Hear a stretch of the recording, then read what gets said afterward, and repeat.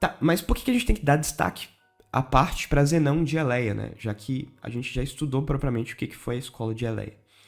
A gente tem que dar um enfoque agora para o Zenão de Eleia. Ele foi um discípulo de Parmênides, que viveu ali no final do século III antes de Cristo, e ele basicamente ele compôs argumentos que provassem que a pluralidade e a mudança fossem algo ilusório, né? Ou seja, ele estava tentando comprovar que a pluralidade, que a mudança, que o movimento são coisas ilusórias e, portanto, ele estava tentando provar que a doutrina da escola de Eleia estava correta, que a doutrina de Parmênides estava correta.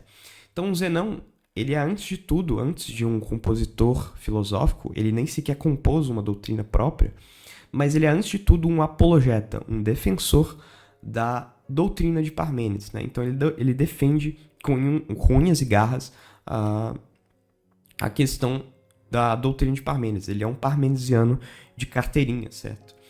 E, basicamente, o objetivo dele é tentar tirar essa fama de ridículo, né? Porque é o seguinte, os parmenidesianos, na escola de Eleia, a filosofia dela é muito,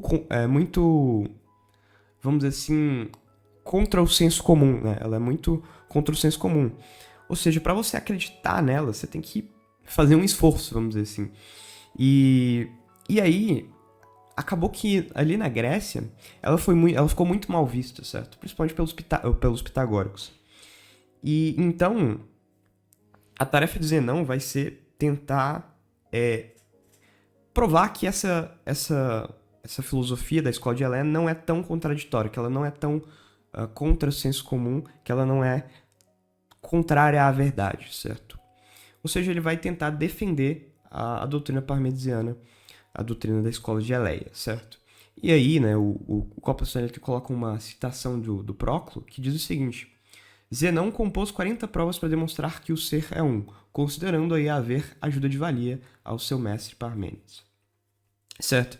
Então, Zenão, ele é esse apologeta, ele é esse defensor, ele é um discípulo de Parmênides, antes de tudo, que vai tentar defender a doutrina do seu mestre Parmênides. E o principal alvo a qual as críticas de Zenão vão se direcionar, né, o principal alvo, vai ser os pitagóricos. Por quê? Os pitagóricos era a principal linha filosófica da época e também era, inclusive, foi, na verdade, né, a escola na qual Parmênides, o seu mestre, participou quando ele era mais jovem. Né? Parmênides, ele, quando novo, era um pitagórico, só que depois abandonou e criou a sua própria escola, a escola de Eleia, quando a gente já viu tudo isso, certo? Então, os pitagóricos, eles são a principal escola na época, e Zenão, ele vai tomar como alvo principalmente os pitagóricos. Por quê? Porque os pitagóricos, além de serem a principal corrente, eles eram contrários aos principais fundamentos da doutrina da escola de Eleia. Os pitagóricos, eles acreditavam na pluralidade de substâncias, na pluralidade de seres, né? E eles acreditavam na questão do movimento, eles acreditavam na existência da mudança do movimento, o que é totalmente contrário ao que Zenão, ao que Parmênides e toda a escola de Eleia acreditavam. Né? A escola de Eleia acreditava que o movimento não existe, certo? Ou seja, os pitagóricos, eles são muito contrários à doutrina de Zenão, a doutrina da escola de Eleia como um todo, certo? Só um adendo propriamente, então, Zenão, ele é esse cara que cria argumentos para tentar provar que a doutrina de Parmênides está certa e que a doutrina pitagórica está errada, né? Então, em resumo, Zenão é esse cara que cria essa argumentação, esses argumentos, certo? E a argumentação dele se divide em 3 tipos, né? A argumentação contra o pluralismo pitagórico, ou seja, que os pitagóricos eles acreditavam que as coisas são muitas, né? Mas Zenão, ele vai dizer, olha, as coisas são unas, né? Não existe várias coisas, existe só uma unidade, né? E a sensação é ilusória. Então, ele compõe essa série de argumentos contra o pluralismo pitagórico. Ele vai compor uma série de argumentos também contra a doutrina pitagórica do espaço, que a gente vai ver.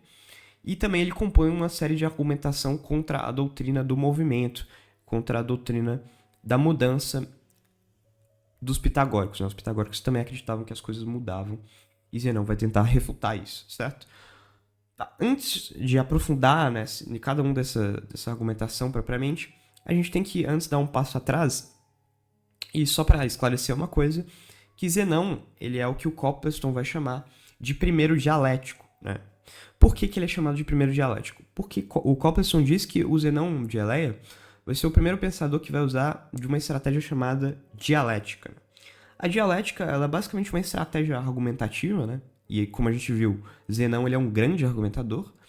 É uma estratégia argumentativa de tomar a visão do oponente e levar ela ao absurdo. Ou seja, o que Zenão vai principalmente fazer em sua argumentação? Ele vai tomar a visão pitagórica, ele vai tomar as premissas pitagóricas e levar elas às suas consequências e provar que as consequências das premissas pitagóricas levam a uma contradição com aquilo que os próprios pitagóricos acreditam. Ou seja, Zenão ele adota essa estratégia argumentativa. Ele toma a visão adversária, a visão pitagórica, para levar essa visão ao máximo de suas consequências e provar, portanto, que a doutrina pitagórica ela é autocontraditória, certo? Então, ele é um profundo dialético, né? Então, a gente tem que ter essa noção, antes de ver qualquer argumento do Zenão, ter essa noção. Ele sempre vai partir do ponto de vista do adversário e tentar levar esse ponto de vista ao extremo e provar que é um absurdo acreditar naquilo que o adversário acredita, certo? E, portanto, né, ele vai ser um dos primeiros pensadores a desenvolver aquilo que a gente chama de argumento ad absurdum, né? Levar algo ao absurdo, né? Então é isso. Vamos agora aprofundar nas argumentações de Zenão de Eleia.